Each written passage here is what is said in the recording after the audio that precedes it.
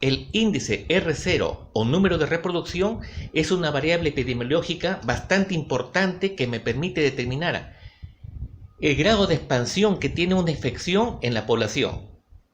De manera práctica, podemos definir al índice R0 como el número de personas contagiadas por un infectado plenamente detectado antes de que éste se recupere de su proceso infeccioso o de que muera en la misma. Este índice R0 es bastante variable dependiendo de la enfermedad. Por ejemplo, una persona afectada por el sarampión. Esta persona afectada por el sarampión puede contagiar durante el proceso infeccioso entre 12 a 18 personas. En el caso de la encefalopatía bovina espongiforme, o la más conocida como la enfermedad de las vacas locas, por cada enfermo de esta afección, este puede contagiar de 10 a 12 personas. Para el caso del VIH, ustedes saben que es una enfermedad infecciosa crónica. Gracias a la medicación, esta persona puede tener una larga vida. Se calcula que el promedio de infectados por una persona por VIH fluctúa entre 4.2 a 10.6. Es decir, entre 4 personas a 11 personas. Hay que redondearlo, ¿no? Porque no existe 10.6 personas. Para el caso de la gripe aviar, fluctúa entre 1.2 a 6 personas. Por cada caso detectado de hepatitis C, existen 2.1 a 3.9 personas contagiadas, es decir, de 2 a 4 personas. En el caso de síndrome respiratorio agudo severo, detectado en China en el año 2002, se encontró con que el índice R0 era de 2.2 a 2.6. Y en el caso del temidísimo ébola, del virus del ébola, fue de 1.2 a 1.9. Pero ustedes seguramente dirán, a mí lo que me interesa es saber cuál es la expansión del coronavirus que nos está afectando. A inicios de enero de este año 2020, en la New England Journal of Medicine estableció que la tasa de expansión del coronavirus fluctuaba en aproximadamente 2.2. Sin embargo, casi semanas después, el Imperial College de Londres estableció que el número de reproducción del coronavirus, es decir, el número de personas que se encuentran afectadas por cada caso detectado, fluctúa entre 1.5 a 3.6. Días después, la Academia de Ciencias de China emitió su propia cifra y estableció que el número de afectados por cada caso detectado es de 4.08. Y ustedes se preguntarán, ¿y ahora cuál de estas cifras es? ¿Por qué tanta variación entre 2.2 que estableció el New England Journal of Medicine y la Academia de Ciencias de China? La explicación de por qué hay esa variabilidad en las cifras mostradas por las diversas fuentes sobre el número de reproducción de este coronavirus está en que es una enfermedad nueva. Aún se están tratando de recabar los datos epidemiológicos de cada país. No todos los países presentan una misma cultura. No todos los países tienen el mismo acceso a las fuentes como por ejemplo agua potable, desagüe, etc., que me permitan afrontar con éxito una infección. No es lo mismo en un país como por ejemplo Suecia, que tienen todas las comodidades y accesos a todos los servicios básicos como agua, luz y desagüe.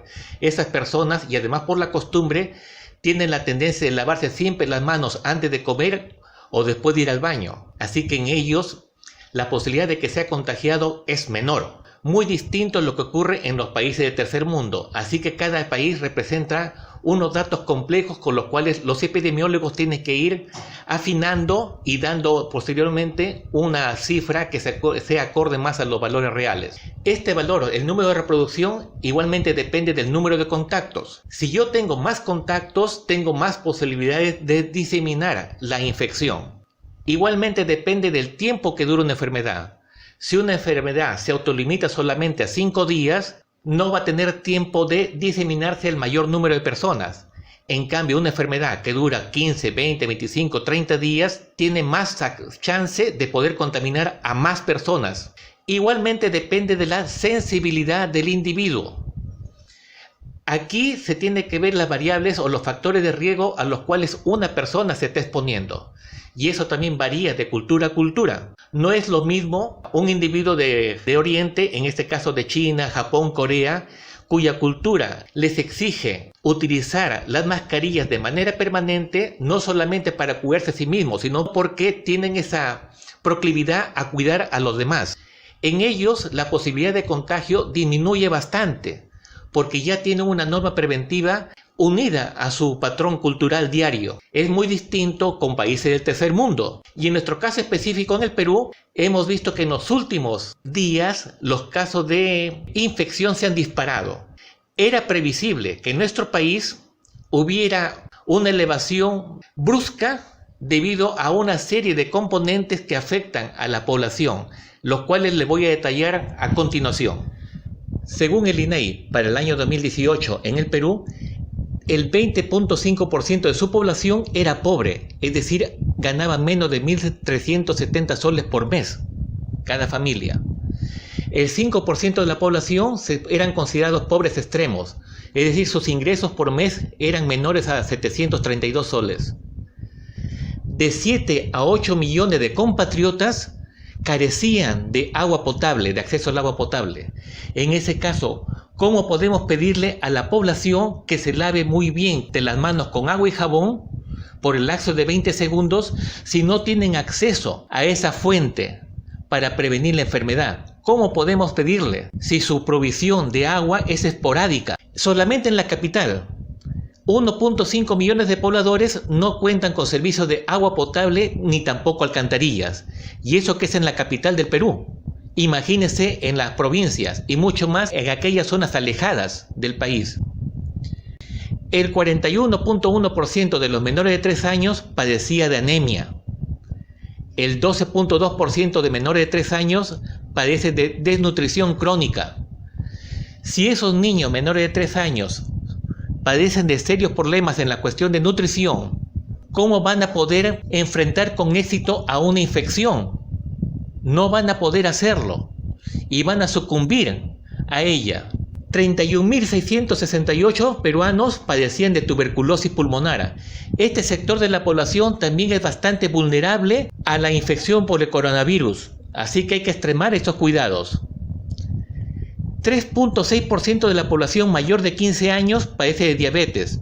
La diabetes es una enfermedad que condiciona a una alta mortalidad debido a afecciones por cardiopatía, es decir, afecciones al corazón.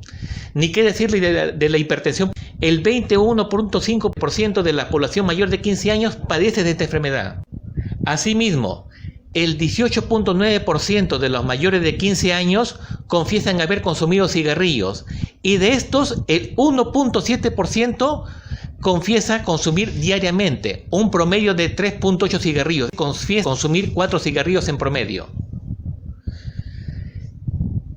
Refiriéndonos al consumo de alcohol, entre los mayores de 15 años, el 98.4% de los mayores de 15 años consume bebidas alcohólicas. 21.4% de este porcentaje refiere que consume hasta tener alteraciones de la conducta. Y si nos vamos al nivel de instrucción, uno podría pensar que son los pobres los que consumen más alcohol, pero no es así.